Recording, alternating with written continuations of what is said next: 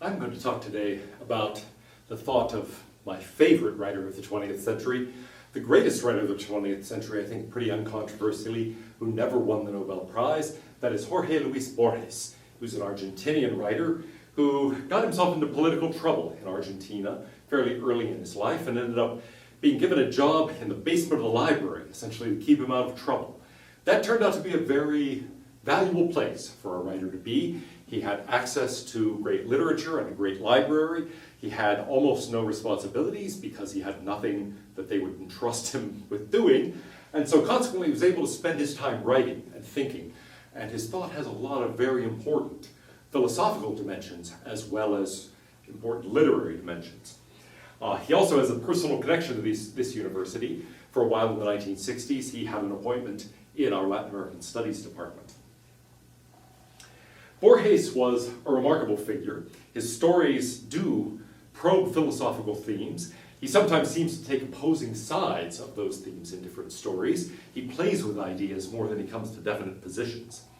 But there's a fascinating there's a fascinating story of his, The Garden of the Forking Paths, that is often taken to be really definitive of his attitude about time, his attitude about philosophy, his attitude about life in general. So we're going to study that particular story. It begins this way.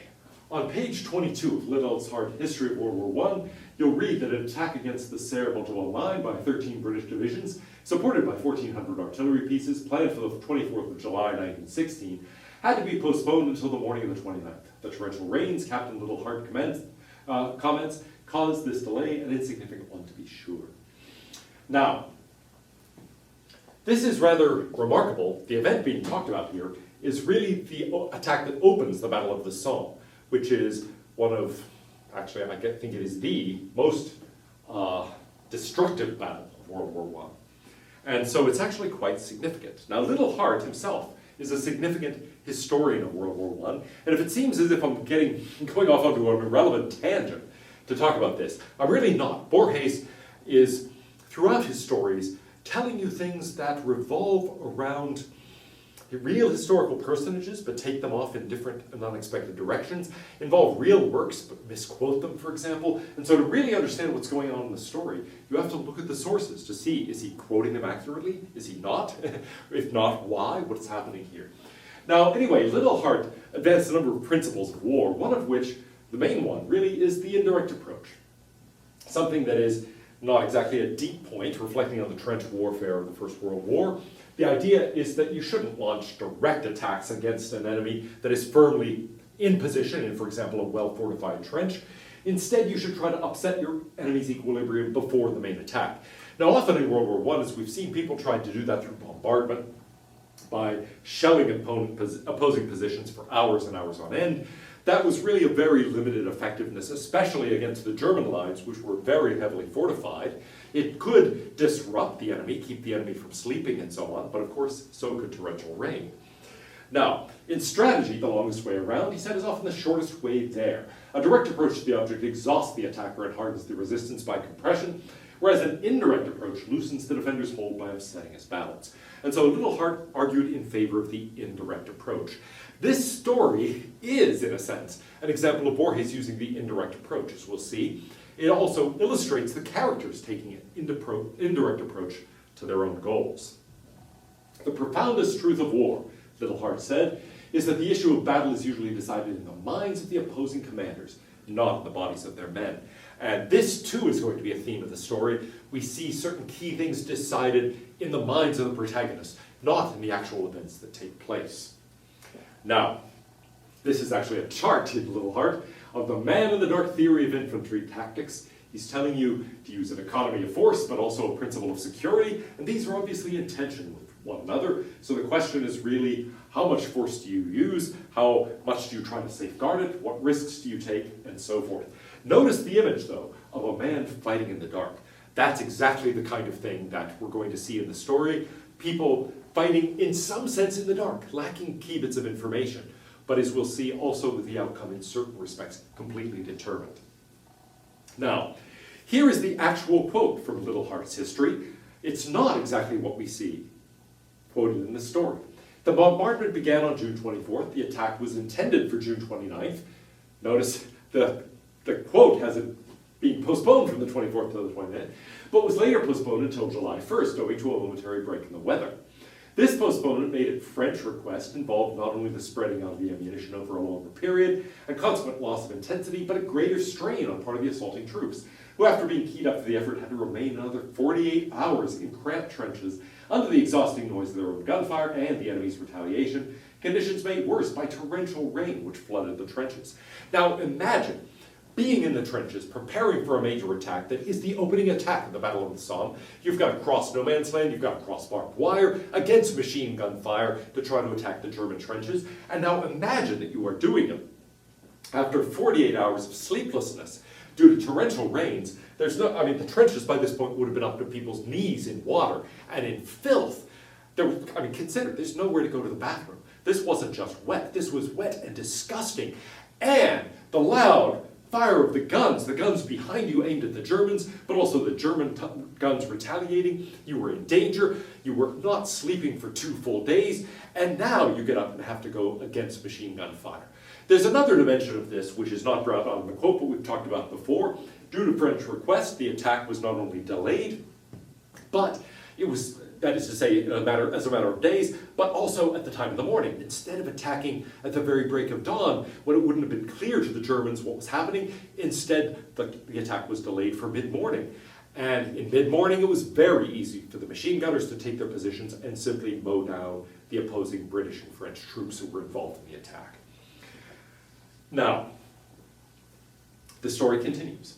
The following statement, dictated, reread, and signed by Dr. Yu Tsun, former professor of English at the Hochschule at Tsingtao, throws an unsuspected light over the whole affair. The first 2 pages of the document are missing. Now already, this is bizarre, right? We've had a quotation about some event, the opening of the Battle of the Somme in World War I, and now all of a sudden we get a statement read and signed by a Chinese academician who is a professor of English in China, and then we get this unsuspected light over the whole affair. But now the rest of the story, notice, takes place not in World War I, it takes place in World War II.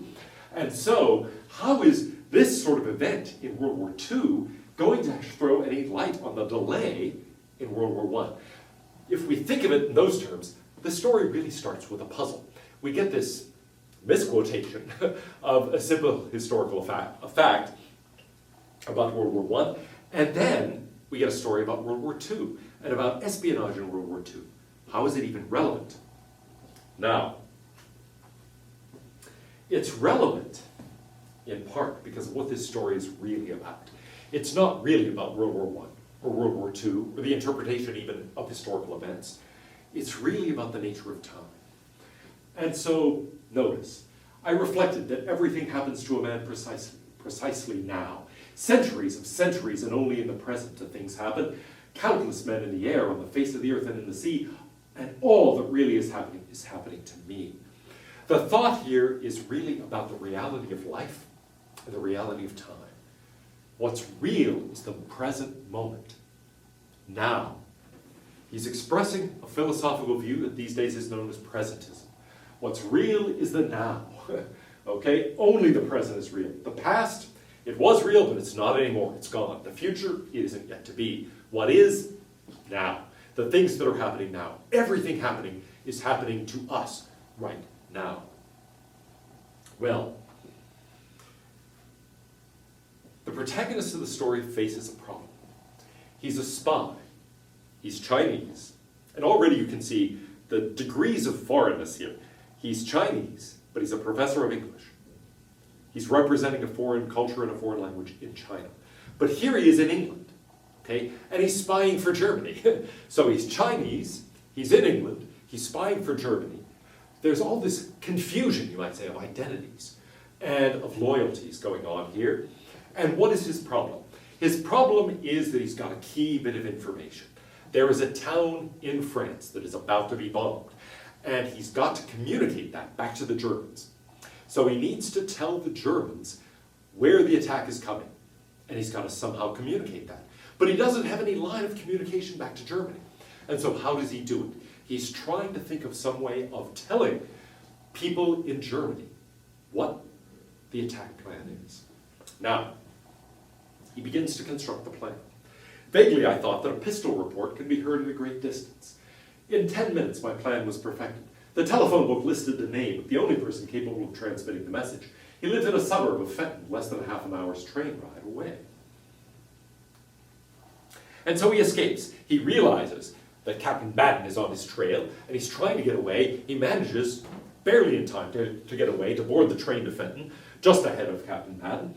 And from this broken state, he says, I passed into an almost abject felicity. Now, let me pause to think about the language. Borges uses dramatic and often unexpected language. By the way, the stories are beautiful in Spanish. If you can read them in Spanish, by all means read Spanish. They're not immensely difficult in Spanish, so even if you know a moderate amount, it's worth doing. But now, abject felicity, think about that. What does abject mean? Downcast, right? Discouraged, hopeless. Felicity, happiness, from the Latin felix. And so, what do you mean? Hopeless, felicity, hopeless happiness. Okay? Downtrodden, discouraged, joy. That seems like a contradiction in terms. And indeed, there is a sense in which this is a contradictory state. I told myself that the duel had already begun, that I had won the first encounter, by frustrating, even if for 40 minutes, even by a stroke of fate, the attack of my adversary. I argued that this slightest of victories foreshadowed a total victory. I argued, no less fallaciously, that my cowardly felicity, notice again, surprising thing, cowardly felicity, cowardly happiness, proved that I was a man capable of carrying out the adventure successfully. And so he thinks, whoa, I got away this time. Good, it's going to work, it's going to work. From this weakness, I took strength that didn't abandon me. I foresee that man will resign himself each day to more atrocious undertakings. Soon there will be no one but warriors and brigands. I give them this counsel. The author of an atrocious undertaking ought to imagine that he's already accomplished it, ought to impose upon himself a future as irrevocable as the past. One of the central questions that faces us in thinking about the 20th century is, how was it possible for people to do such monstrous things? How was it possible for people to commit troops to battle in a situation like the Somme, where you were sending thousands, tens of thousands, even hundreds of thousands to their deaths? How was it possible to construct a series of death camps and kill millions of people systematically, cold-bloodedly in them? How was it possible to create a system of camps in the Soviet Union to which you would send ordinary criminals, political dissidents, anybody who had an inappropriate education or family background, and work them to death, in some cases brutally? Well, work to death, how can you be worked to death kindly? But in some cases with more or less direct cruelty. And how could people do this to other people? How was it possible? Borges is confronting that question and thinking, his protagonist has a plan, remember? And it's not a very nice plan. It's a plan that involves him doing something monstrous. And he says, how do you do it? You imagine that it's already done, that you're fully committed, that you're carrying out something that is already written in stone and must be done. Now, in other words, you do it by changing what you think about time and what you think about human freedom. Now, there's a general problem lying in the background here, a problem in part of human freedom, but also a problem of the determination of the future, and really, in one traditional form, it's the problem of foreknowledge. Here's the idea, in a nutshell: God knows everything. So in particular, God knows what I'll do tomorrow. But wait, if God knows today what I'm going to do tomorrow, then what I'm going to do tomorrow must already be fixed. So what I'm going to do tomorrow is already fixed. In other words, I have no freedom. So this is a quick argument from God's omniscience to a lack of human freedom. Now, this has been debated by theologians for some centuries. Some people think this argument actually works. Many people think it's a fallacy. But for the moment, put that aside. God knows everything, so God knows what I'll do tomorrow, so it must already be determined what I'll do tomorrow. Now, one of the images that haunts Borges in this story is that of the determination of time, the nature of time. But another one is the nature of labyrinths. This is something that is a theme throughout Borges' stories, and in fact, a collection of his stories is called simply Labyrinths. The instructions to turn always to the left reminded me that such was common procedure for discovering the central point of certain labyrinths.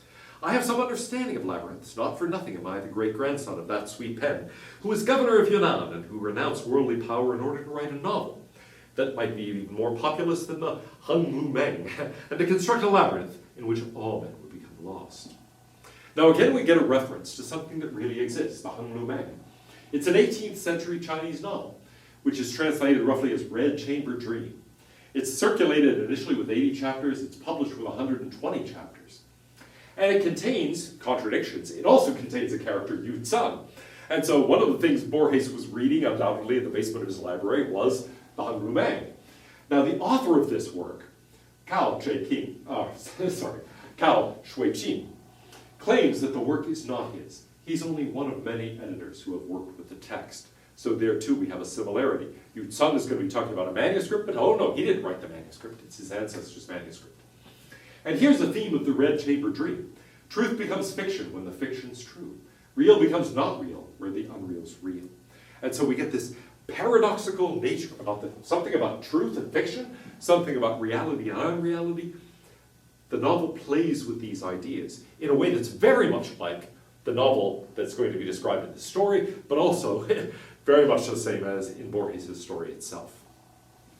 Here is, by the way, a sort of TV representation of the characters in this story. Now, the ancestor then is writing this story. 13 years he dedicated to these heterogeneous tasks, but the hands of a stranger murderer, and his novel was incoherent. No one found the labyrinth. The idea is he retired to, at one point he said, well, construct a labyrinth. At another point he said, I'm retiring in order to write a novel. But the novel was found, it seemed incoherent, nobody could understand what on earth was going on in it. The labyrinth, nobody found any labyrinth. And so this ancestor seemed a complete failure. But in any case, Yu Tsun is thinking about this as he's in pursuit of his objective, as he's on his journey.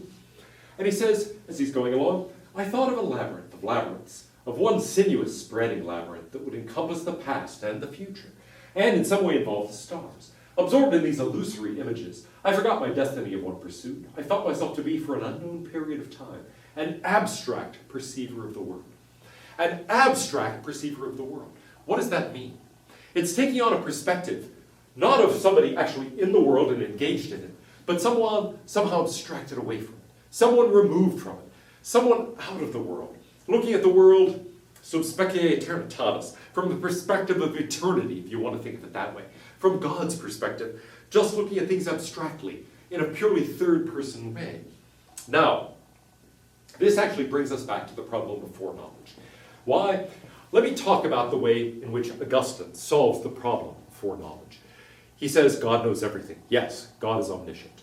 Okay, so God knows what I will do tomorrow. Well, yes. So he knows today what I'll know tomorrow. Augustine says, wait a minute. Wait a minute, that's misleading. Because God's knowledge is not in time. God knows what will happen tomorrow, but not because God knows it today. God isn't located in time. God's knowledge is not located in time in that way. Instead, Augustine says, God is removed from time. God is outside of time. God can see all moments of time simultaneously. So the image he gives near the end of the Confessions is this. You and I, we're on the road. We're on the path. So our view of time is pretty much like this. Time is progressing. What we see is what's there in front of us at the very moment. Presentism seems true for us because there we are on the road that we're walking through. The only thing we can see is what is there present before us right now. But that's not God's perspective. God is like the person up on the mountaintop who looks down on the road and sees the entire road laid out at once. Now, of course, the person there on the mountaintop is still in space, nevertheless sees things along the road in a way that the person on the road can't. The person on the road sees what's right there in front of them. Similarly, we in time are seeing only what's right there before us, the present. But God's perspective is like the person on the mountaintop, looking at the entire road at once. God's perspective is from outside of time, seeing all moments of time at once. And so what is God? An abstract perceiver of the world. Not abstract in the sense of not involved causally. God is the creator of the world and capable of intervening in it. But abstract in the sense that God is outside this realm. God is able to see the entire thing at once. Now, Back down on the road with Borges' protagonist, the vague living countryside, the moon, the remains of the day, worked on me as well as the slope of the road, which eliminated any possibility of weariness. The afternoon was infinite. The road descended and forked among the now confused meadows. Notice things are getting confused. The road is forking. The road is moving like a labyrinth. And he's traversing the road as if he's walking into a labyrinth. So the image here is really the Garden of the Forking Paths of time as forking. Now this is a common idea. We can think of time as one particular roadway and think of that roadway that I've got in the middle, the central path, as the course of events that actually happens. This is the way things actually go in the real world. But at all sorts of points, decisions are made. Things happen that could have gone otherwise. And so the paths fork. Things in the present go this way, but they might have gone that way. They might have gone that way, had people made different decisions. And so imagine time as this forking garden, where it's not just one line, like one roadway, it's in fact a network of forking roadways. That, as we'll see, is a complicated picture, but actually too simple. It's going to get more complicated as we go on. Cui Pen must have said once, "I'm withdrawing to write a book." And another time, "I'm withdrawing to construct a labyrinth." Everyone imagined two works. To no one did it occur that the book and the maze were one and the same thing. What Cui Pen was doing is withdrawing to write a book that was itself a labyrinth.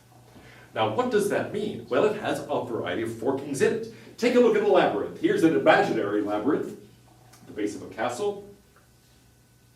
And here's an actual labyrinth, a labyrinth that some of you might recognize. This is behind the governor's mansion in Williamsburg. That's what they used to do with school children in Virginia. They would take us to Williamsburg, and then the teachers would rest by letting us go play in the labyrinth. In any case, there are lots of twists and turns, right? Lots of forking paths. And it's a question of how to get in, but also especially then how to get out.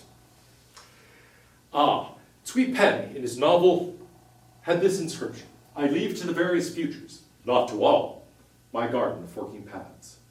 Almost instantly I understood. The Garden of Forking Paths was the chaotic novel. The phrase, "the various futures, not to all," suggested to me the forking in time, not in space. So the idea is that time forks. We're going along in the present, and then we've got a choice. We can go this way or go that way. One of those paths is going to become actual, the path we really take, but the other path is still there. The nature of time is that we face these kinds of forks all the time. To quote Yogi Berra, "If you come to a fork in the road, take it." Well, yeah, we don't have a choice. We take one fork or the other. The question is which one we go down. Now, that suggests something about the nature of alternatives. In all fictional works, each time a man is confronted with several alternatives, he chooses one and eliminates the others. That's our commonsensical idea of time. If we have choices, we go this way, and that way becomes actualized, the rest don't. They're merely fictional. In the fiction of Cui Pen, however, he chooses simultaneously all of them. He creates in this way diverse futures, diverse times, which themselves also proliferate and fork. So in the novel, it's not as if, the character has a decision. Shall I do this or shall I do that? One of them is taken, the other is abandoned. No, they're all chosen, they're all taken, they're all developed, which is why the novel appears to be contradictory. So here's the explanation of the novel's contradictions. Fang, let us say, has a secret. A stranger calls at his door. We're about to see just this sort of thing happen. Fang resolves to kill him. Naturally, there are several possible outcomes. Fang can kill the intruder. The intruder can kill Fang. They both can escape. They both can die, and so forth. And so, typically in a novel, one of those things happens, the others don't. But in this sort of fiction, all of them happen. There are chapters in which every single one of them occur. So the idea is all those paths are real. We ordinarily think that the path we choose becomes actual, the others are not real. But what if they're all real? What if it's simply a question of which path we happen to be on? Here we are, this is the actual path. So we're located here. But that doesn't mean the other paths don't exist. Consider, we're in this classroom, right? We're in this very room. Does that mean the other rooms in the building don't exist? No, of course not. They all exist, it's just that we're in this one. Well, similarly, what if we think of that in time? All these other paths through time exist, it's just that we happen to be in this one. David Lewis has a view about this concerning the nature of possible worlds. He imagines that worlds, entire worlds are like this. There are entire worlds where things could have gone differently than they actually did here, and those worlds are real. We happen to be in this world, but that doesn't mean the other worlds aren't real. Well, that is just the view here. What if all of these paths are real? The novel, in effect, is trying to describe all of them. Now, in the work of Sweetpen, all possible outcomes occur. Each one is the point of departure for other forkings. Sometimes the paths of the labyrinth converge. For example, you arrive at this house, but in one of those possible paths, you are at my enemy, and in another, my friend. Now, notice what's happening here. It's not just the paths fork, but they can also converge. So we get an image where the network is really a network. Things can break apart, but then they can come back. We can reach the same point by way of multiple paths. So there are forkings, but there are also convergings. Some of the decisions made make a difference and some don't. Now maybe you can see how this has some relevance to that question about the delay in the beginning of the Battle of the Somme. Did it make a difference or not? It was a forking. Okay, shall we delay the attack or not? The attack is delayed. Well, not really from the 24th to the 29th, really from the 29th to the 1st. But now, does the difference make a difference? Arguably not, but arguably yes. Little Hart is quoted as saying, an inconsequential one to be sure, but in fact what he says is it had a significant impact on the men who had to sit there for 48 hours in the wetness with unbelievable noise around them, unable to sleep. And so he thinks it contributed to the ineffectiveness and in fact the disaster of the British and French attack. Now, what's happening here is Yutsun has gone to visit a man, Stephen Albert, who turns out to be an expert precisely on the work of his ancestor, Sweetpen. And so he's talking to Stephen Albert about this, and Albert's face, within the vivid circle of the lamplight, was unquestionably that of an old man, but with something unalterable about it, even immortal. Unalterable, even immortal. I want you to think about that for a moment. What would make him, in any sense, immortal, invulnerable? Well, if all of those paths through time, all of those forking paths are real, then we can come to some conclusions, can't we, about the nature of time and about the nature of reality. After all, I'm here now, and my existence here now is part of the structure of the universe. Can I be killed? Well, in one sense, yes, of course, my life can end in this path.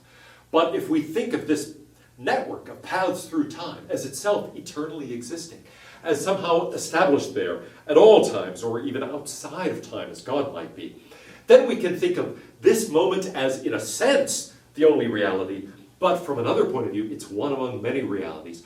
All those times, on all those paths, exist and are real. So there's a sense in which Dr. Stephen Albert really is immortal. He exists at that moment of time on that path, and nothing can change that. All of those times are real. He read with slow precision 2 versions of the same epic chapter. I remember the last words repeated in each version like a secret commandment. Thus fought the heroes, tranquil their admirable hearts, violent their swords, resigned to kill and to die.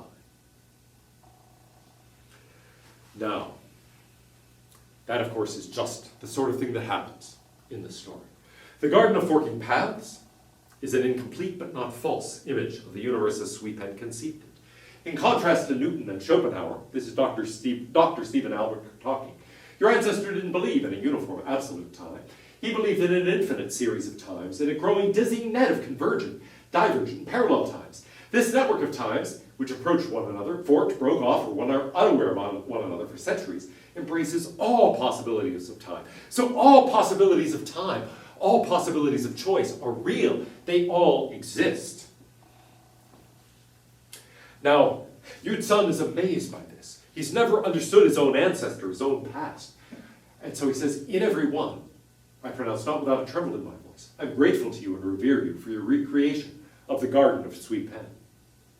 Not in all, he murmured with a smile. Time forks perpetually toward innumerable futures. In one of them, I am your enemy.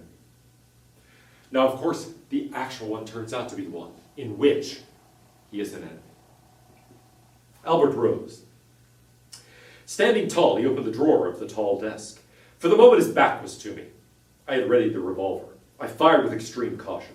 Albert fell uncomplainingly immediately. I swear his death was instantaneous. A lightning stroke. Question: what was he reaching for in the drawer of the desk? After saying what he just said. We aren't told. The rest is unreal, insignificant. Man broke in, arrested me. I've been condemned to the gallows. I've won out abominably. I've communicated to Berlin the secret name of the city they must attack. What is the city they must attack? Albert, France. Okay? That was what he was communicating. How to get the message back? He had to find someone of that name and kill him. Now, there are a number of things to reflect on here. As a start, compare the beginning. If Madden had caught him right at the beginning of the story, he barely gets away, remember. But if Madden had caught him, what would happen? Well, he'd be convicted of being a spy, he'd be in jail waiting to die. He is in jail waiting to die. It looks like things have forked, but have come back to the same point.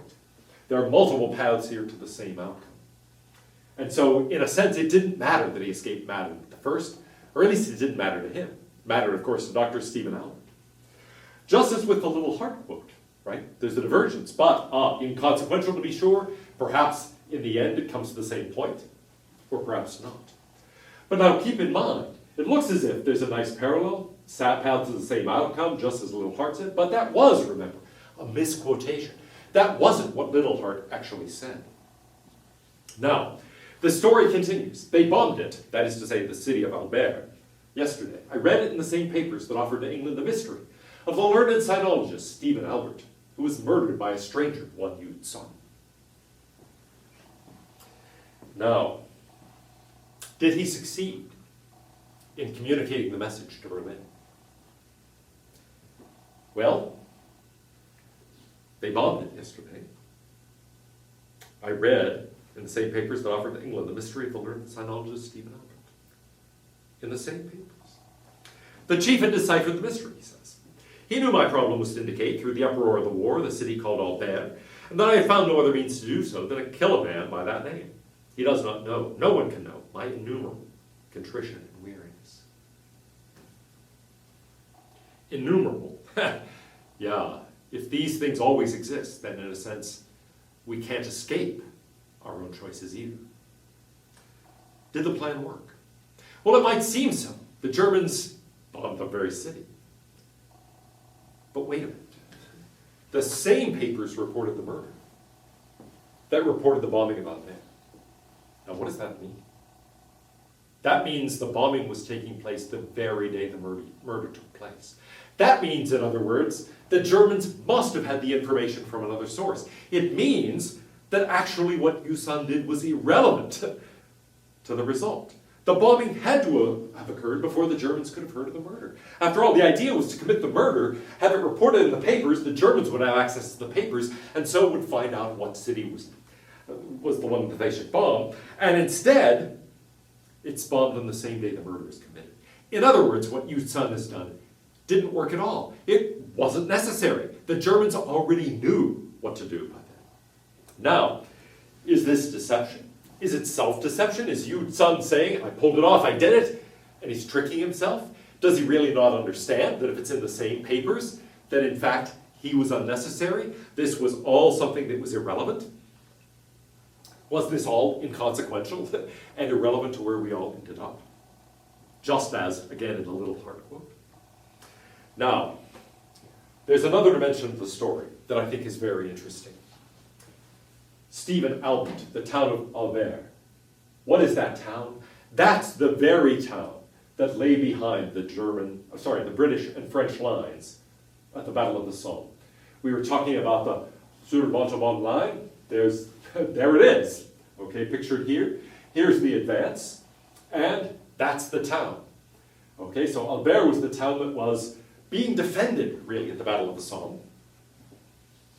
What happens? Well, there's the attack plan. This is the top of the cathedral in Albert. During the First World War, the statue of the Madonna holding the child was tipped. It was hit by a shell. It was not destroyed, but it was tipped over so that she was hanging like this. And it became a landmark for the troops to see the leaning Madonna. It seemed as if Western civilization itself was bending down and threatened throughout the war. Later it was restored to its former glory. But now, Albert, just behind the line at the Somme, Notice, think about the Battle of the Somme. That attack that the story opens with, that was a disaster, okay? The Allies ended up losing 624,000 troops, 146,000 of which were killed. Germany lost 465,000 casualties, 164,000 killed, and yet, throughout the Battle of the Lines, hardly moved at all. And so we see vast destruction. More than 1 million people's lives ended or significantly altered by being wounded. And yet, the battle was, in a sense, inconsequential. It didn't make any difference. Here we get the greatest advance. There's the initial line near Albert. By the end, it's a few miles away. Then eventually, all of that ends up being given up. There's something else significant. Not only was the Battle of the Somme itself highly destructive, but in a certain sense, utterly inconsequential, but Albert played an important role at the end of the war. In 1918, the Germans brought commanders from the Eastern Front to France to try to break the stalemate on the Western Front. They adopted a new strategy, a lightning strategy, to have small platoons not take on the trenches directly, but try to get through the trenches, have small breaks where they could go, and then form up behind the lines. Well, it worked. It was very successful against the Russians on the Eastern Front. It was very successful again against the French and British and Belgians on the Western Front. But actually, it turned out to be a disaster. Why? Well, it worked, and in fact, the first town the Germans took using the new strategy was Albert. But that, in a sense, was the key to the German defeat. Now, why? Well, it turned out the forces that broke through were highly vulnerable to counterattack. There were problems. In addition to the vulnerability, or that heightened the vulnerability, when the troops from the German trenches took Albert, it was the first time they had seen wine, the first time they had seen cheese, the first time they had seen fresh clothing in a very long time. They looted the town, they found a wine cellar, and were in the basement. A German commanding officer came and said to a lieutenant, "Get those soldiers out of the basement." The lieutenant said, "There will be bloodshed if I try to get those men out of the basement." So in short, the Germans took Albert. They spent several days drinking heavily, eating cheese, trying on ladies' dresses in the shops, and doing other things to sort of party as a result of doing this. As a result, they not only wasted valuable time, but they made themselves highly vulnerable to counterattack. There were isolated pockets of Germans now who had broken through the lines, but they were incapable of joining up. They were incapable of exerting significant force from the rear against the trenches. And so what was possible was for the reserve troops to move in on them and crush them. And so in a sense, the moment you were in the trenches, you were vulnerable in a sense to all sorts of shelling and various problems, but you were in another sense invulnerable. It was very hard to get you out of the trenches. However, once you left the trenches, you were in great danger. And so the German forces were attacked and highly vulnerable to that counterattack. And so it was shortly after that that actually Germany was forced to surrender, when the German lines on the Western Front were broken, through, oddly enough, the success of the strategy. So once again, we get that twofold idea. When the real meets the unreal, when the truth meets the fiction. Here, when defeat meets victory. What's the difference between victory and defeat? And Albert can look like a seeming victory that turns into a defeat. Now, there's one last footnote to this story. Little Hart himself was suspected of spying for Germany. The files indicating these suspicions were not leaked until 2006, so Borges may have had no way of knowing that. But that too is an interesting idea. Maybe that Little Hart himself was a German spy in England who ends up being the great strategist, the great historian of the First World War, himself having an advantage in being a spy and knowing secrets on both sides. Just like Yu Tsun, in other words, he may have been a foreign spy in England working for the Germans. And that casts a new level of complexity on the story. Now, we've talked about existentialism. We've talked about other responses to the war. We've talked about moral confusion and the attempt of the existentialists to define things for themselves. We get in Borges, in a certain sense, the opposite sensibility. What if, actually, I don't have any freedom at all? What if my future is determined for me? Or what if, perhaps even more frightening, it turns out all the futures that are possible for me are real. They all exist. I am going to exist in all of them. One, I will actually be aware of. But actually, all those futures are laid out for me. All of them are real. All of them are eternal. All of them are, in a sense, written already. And so my reaction is hardly that of Sisyphus pushing the rock up the mountain smiling. It's of innumerable weariness. It's of being caught in a network of times that I can't escape.